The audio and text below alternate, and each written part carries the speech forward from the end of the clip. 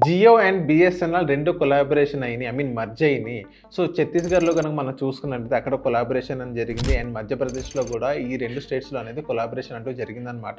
So, కొత్త plans అంటూ కూడా లాంచ్ చేయడం జరిగింది.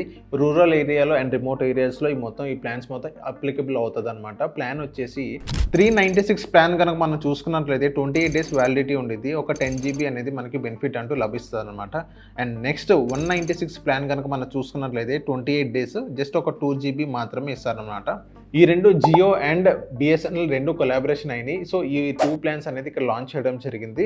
సో, బిఎస్ఎన్ఎల్ అనేది మెల్లమెల్లగా మొత్తం తన పవర్ ఏదైతే తన యూజర్స్ ఉన్నారో మొత్తం జియోకి ఇవ్వబోతుందా? లేకపోతే జియో అనేది మెల్లమెల్లగా బిఎస్ఎన్ఎల్ యూజర్స్ మొత్తం ఎక్వైర్ చేయకపోతుందా?